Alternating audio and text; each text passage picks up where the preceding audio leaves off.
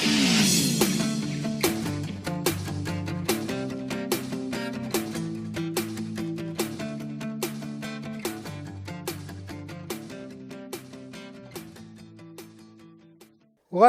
is an incredible archive of stories. If you do it right, or even if you do it wrong, just living long enough will supply you with a treasure trove of memorable adventures. The following memories take place over many decades, so settle in with a cold one and let me tell you a story. So, I just celebrated another birthday. The number isn't important because it's only a number. What's important is that I don't feel like that number. But it made me think about other numbers in my life. Probably the most important number is 18. That's how many years ago it was when the numbers almost stopped. But first, let's discuss another number. 20 years ago, I was on the Citizens Advisory Board for the Las Vegas Indoor Arena football team. The Gladiators had come to town a few years earlier, and I'd been involved with the organization from the very start. I'd always been an avid football fan, and in the absence of an NFL team, the arena team was the next best thing. Actually, it was a pretty good gig, and I really enjoyed being part of it.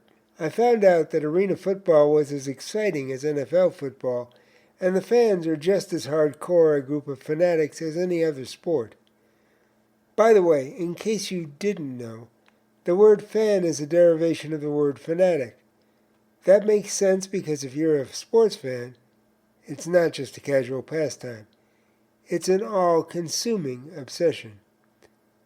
Anyway, for a writer who spends most of his time in front of computer screens, it was a great way to get out and touch grass.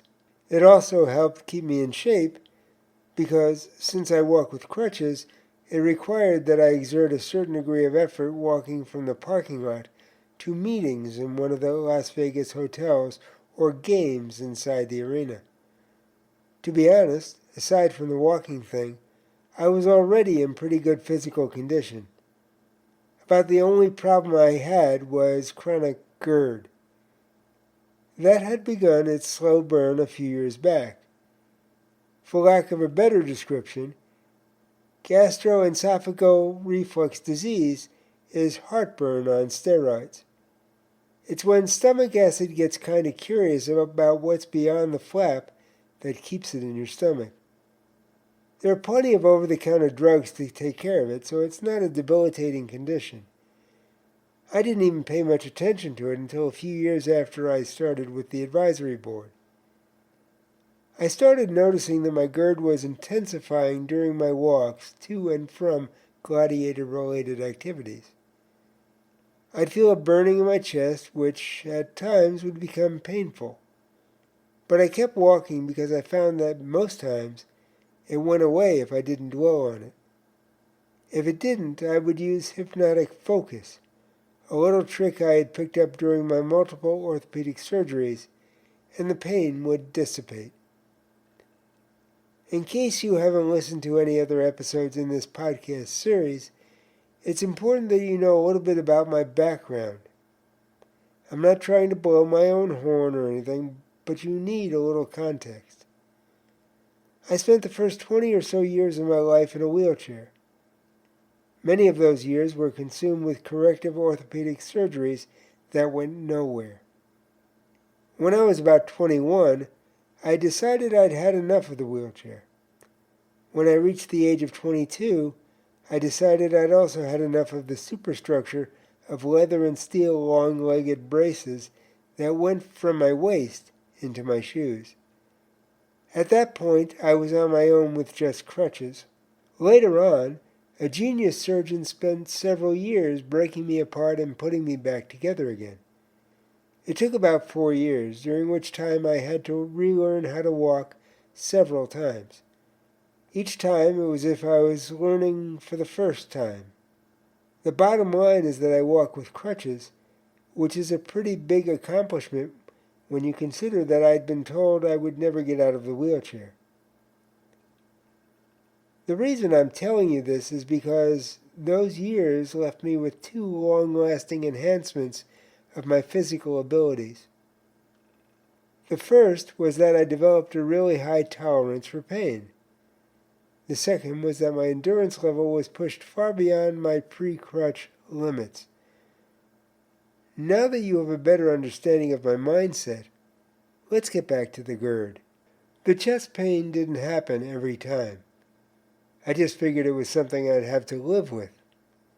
I didn't even bother to tell my life partner and best friend, Leslie, because I didn't want her to worry about what I was sure was not a big deal.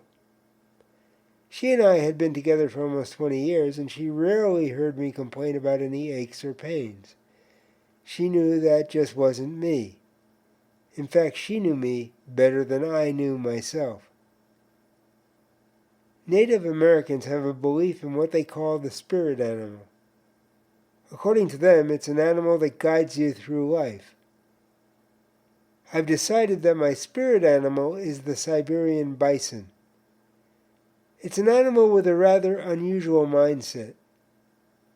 It lives in one of the most inhospitable places on the planet, where intense snowstorms are commonplace.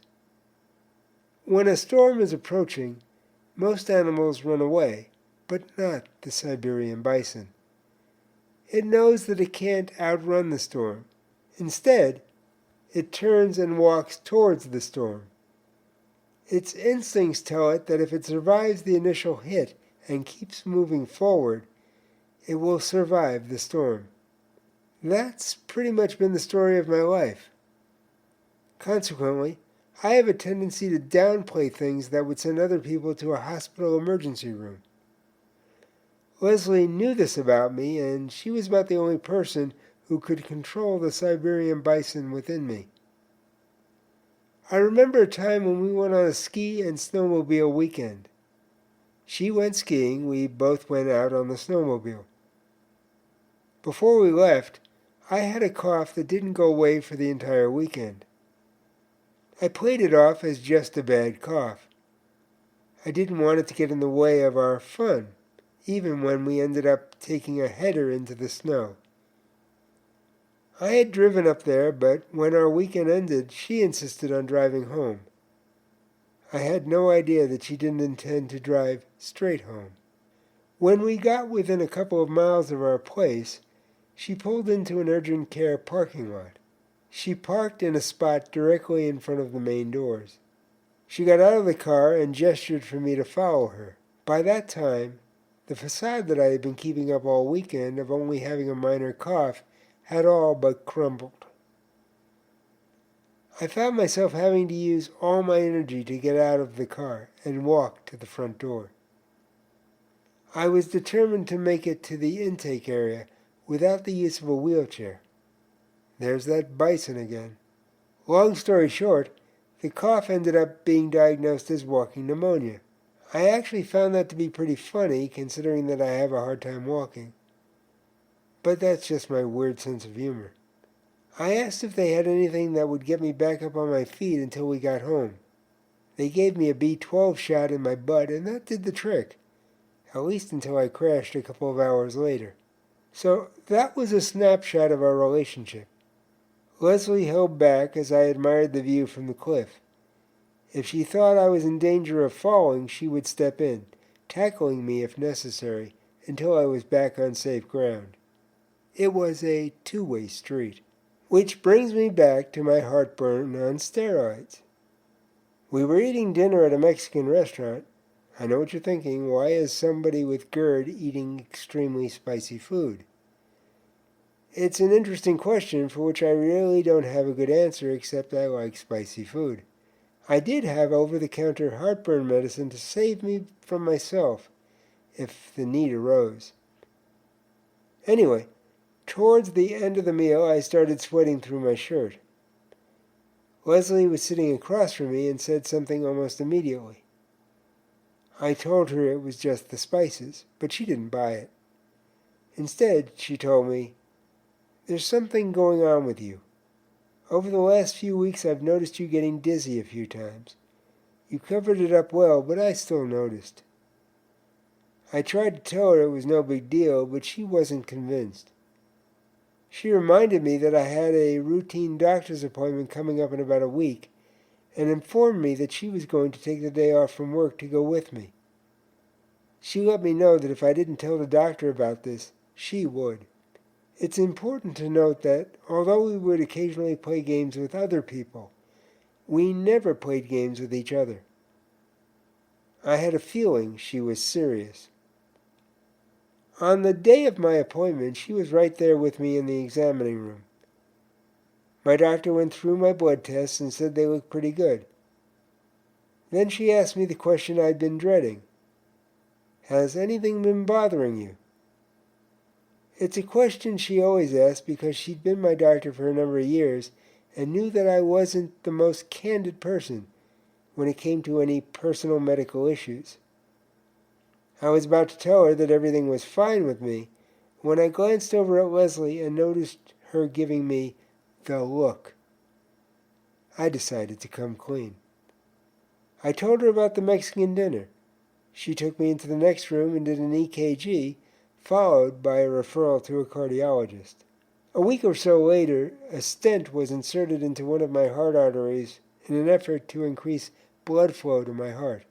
It should have been an outpatient procedure, but my doctor decided to keep me overnight because, as I was told, my white blood cell count was extremely high. They hooked me up to all sorts of heart monitoring equipment, brought me a heart-healthy dinner, and a list of DVDs I could watch to while away the time. I was released the next day with a clean bill of health. A week or so later, I was sitting in my doctor's office, this time alone. We were discussing the procedure. My doctor studied the report, then looked at me and asked, "How many times did you have these pains?" I replied that I wasn't exactly sure, but it was at least 10 times or possibly 12 over the past 2 years. She looked back down at the report, then up at me before saying, "You had an 80% blockage in a major artery. Any one of those could have killed you." I know this may sound flippant, but I replied, "But they didn't, so what do we do now?" I've been on heart medication ever since.